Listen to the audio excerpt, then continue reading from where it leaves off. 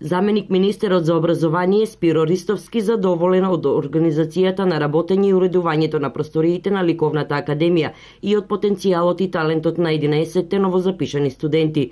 Ристовски најави дека кон тимот професори од Русија и Украина кои предаваат веќе 4 години и ќе продолжат да предаваат на Академијата сликарство и класична уметност, ќе се приклучат уште тројца, но и дека од наредната академска година ќе стартува нова програма.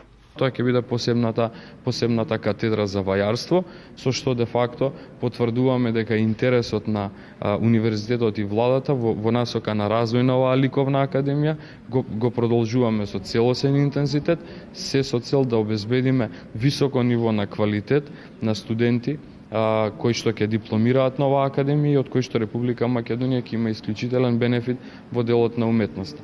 Без поддршка од Министерството за образование, односно од владата на Република Македонија, развојот на Штипскиот универзитет Гоце Делчев немаше да биде со овој интензитет, а уметноста која се создава во трите академии, ликовната, музичката и филмската, се огледало, односно одрас на универзитетот, зашто нагласено ќе го поддржуваме нивниот развој, истакна ректорот Блажо Боев.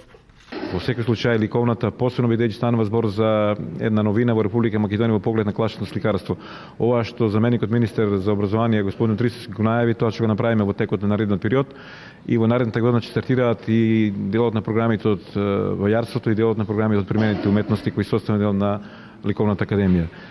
Јас мислам дека добро го работиме ова и се надевам дека и во иднина ќе продолжиме да го работиме во насока на квалитетни студенти кои ќе завршат нова академија.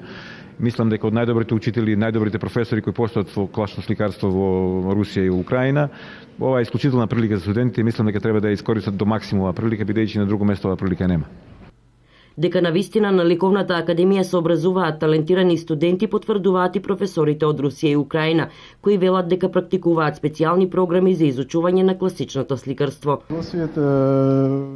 Многу интересно да работиме со вашите студенти од Македонија, така се интересни за работа, па се надеваме дека таа соработка и таа ќе трае и понатака. Да работиме со студентите од 4-та година, имаме со нив специјални програми, индивидуални програми, работиме на тоа и се надеваме дека таква соработка ќе вроди со голем плод, со убав плод и дека ќе имате уметници во Македонија. Ние пропагандираме реалистично сликарство. Ние практикуваме реалистично сликарство, реалистична уметност. Тоа е основата на класичната школа, со тоа што се фокусираме на индивидуалниот пристап на секој студент. Меѓу македонските студенти има многу талентирани и се надевам дека сите ќе бидат успешни во иднина, бидејќи тоа е нашата задача.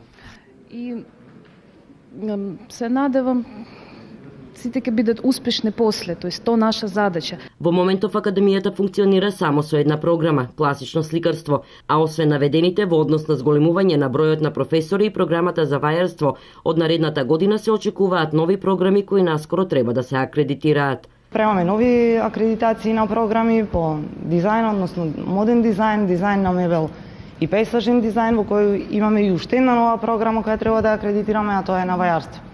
Со ова се очекува зголемување на заинтересираноста од страна на талентираната млада популација, која ја сакаат ликовната уметност и својата иднина би ја пронашле токму на некоја од новите програми при Универзитетот Гоце Делчев.